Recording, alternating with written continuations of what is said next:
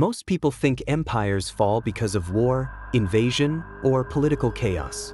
They imagine dramatic endings: burning cities, collapsing armies, assassinated rulers. But history tells a colder story. Empires rarely die from a single blow. They decay financially long before they collapse militarily. And when money begins to lose its integrity, the countdown has already started. Rome was not destroyed in a day. It was weakened coin by coin. Its currency was slowly hollowed out, its value diluted, its trust eroded. By the time the borders broke, the financial core had already rotted. If you want to understand how great powers truly fall and whether modern economies are walking the same path, you don't start with the barbarians. You start with the money. Let's set the stage. For centuries, Rome's economic backbone was the silver denarius. First minted around 211 before Christ, it was nearly pure silver, trusted across the empire and beyond. Roman soldiers were paid in it, merchants demanded it, and ordinary people stored their wealth in it. The denarius wasn't just money, it was confidence in metal form. The empire's power and the coin's value were linked. As long as people believed in Rome, they believed in its money. But running an empire is expensive. Legions had to be paid, roads and aqueducts built, and wars financed. By the 2nd century after Christ, Rome was stretched thin, defending borders against Germanic tribes, Parthians in the east, and unrest within. Tax revenues could not keep pace with military costs.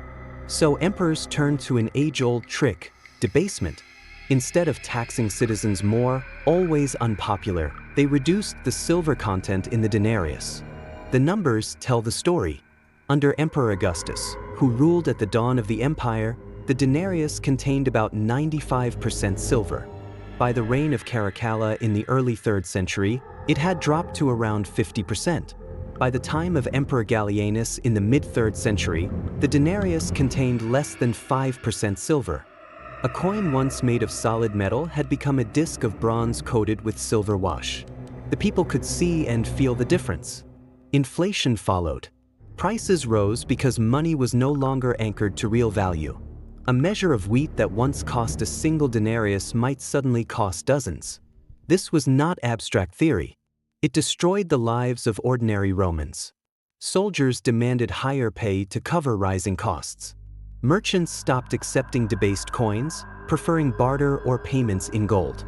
Local economies reverted to direct trade because the currency was no longer trusted.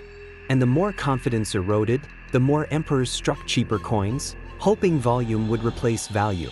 It was a vicious cycle, the same cycle that has repeated in countless inflations since. The crisis peaked during the so-called crisis of the 3rd century.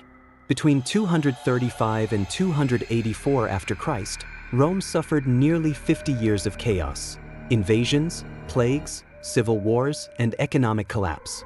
Emperors rose and fell at dizzying speed, sometimes reigning only months before being assassinated.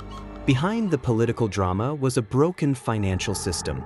Taxes were demanded in coins worth less and less. Farmers abandoned their lands rather than pay. Trade networks fractured. And the Roman government tried desperate measures, from price controls to forced labor obligations, to keep the system afloat. None of it worked. One emperor, Diocletian, tried to stop the bleeding. In 301 after Christ, he issued the Edict on Maximum Prices, fixing the cost of over 1,000 goods and services, from grain to labor wages. Violators faced death. The edict was a disaster. Prices couldn't be controlled by decree when the money itself was worthless. The black market exploded, and official trade all but collapsed. People learned quickly that the law couldn't make a broken coin whole. Eventually, Rome abandoned the denarius altogether. Constantine the Great introduced the solidus, a gold coin of consistent purity, around 312 after Christ. It restored some stability and lasted for centuries in the Eastern Roman, or Byzantine, Empire. But by then, the Western Empire was already fatally weakened. The debasement of the denarius had hollowed out Rome's economic core. Armies could no longer be sustained, trade networks had broken, and trust was gone. The fall of Rome was not a single event but a long unraveling, and currency collapse was one of its sharpest threads. What does this mean for us today? It means that the destruction of money is always the destruction of empires. Rome thought it could trick its people by issuing coins that looked the same but contained less real value. Modern governments think they can do the same by printing paper, manipulating interest rates, or inflating away debts. But the outcome is always the same. The people pay the price, wealth is destroyed, and trust collapses. Rome learned this lesson the hard way, and if we ignore it, so will we. History didn't stop teaching after Rome. Every major inflationary crisis since then has repeated the same pattern. Governments debase money to cover their costs, elites protect themselves with real assets, and ordinary people are left broke. The Roman currency crisis is simply the earliest full-scale example, a blueprint for collapse. Fast forward to the 20th century, and the echoes are deafening. After World War I, Germany faced crushing reparations under the Treaty of Versailles. The government printed marks to cover its obligations, thinking it could paper over debt just as Rome had once struck more coins. By 1923, hyperinflation was raging. A loaf of bread that cost 1 mark before the war cost over 200 billion marks by the fall of that year. People carted wages home in wheelbarrows. Pensioners starved as their life savings evaporated. And just like in Rome, those who had debts found them wiped out by inflation, while those with real assets, land, factories, foreign currency, emerged stronger. Money became meaningless, and the economic despair fueled political extremism that set the stage for Hitler's rise. Zimbabwe followed the same path in the early 2000s. Facing land seizures, falling production, and rising debts, the government turned to the printing press. By 2008, inflation had reached a mind-bending level, an annual rate of 89.7 sextillion%. Prices doubled every day. Shops couldn't change tags fast enough. Eventually, Zimbabwe abandoned its currency entirely, forcing citizens to trade in US dollars or South African rand. Once again, a government thought it could cheat reality. Once again, the people paid the price. But you don't have to look only at the extremes. Even in modern developed economies, the Roman pattern lives on. Consider the United States. In 1971, President Richard Nixon took the dollar off the gold standard, severing the last link between currency and a tangible anchor. From that moment, the dollar became what economists call a fiat currency, backed not by gold but by trust in government. And just as in Rome, the temptation to spend beyond means grew irresistible. Over the following decades, debt ballooned, money supply expanded, and inflation became a constant undercurrent. While we haven't seen wheelbarrows of cash, we have seen a steady erosion of purchasing power. A dollar in 1971 could buy what takes more than $6 today. The coins look the same, the bills look the same, but the value has been hollowed out. The trick is always the same. Governments disguise inflation as growth. They tell citizens that higher wages mean prosperity, even as costs rise faster. They present debt as investment, even when it funds consumption. They point to rising stock markets as proof of wealth, even when the majority own little or no stock at all. Just like the Roman emperors, they pretend that nothing fundamental has changed, while quietly extracting value from every coin, every bill, every paycheck. What makes this dangerous today is that the scale is global. Rome's collapse was an imperial crisis. Weimar's hyperinflation was national. Zimbabwe's was local.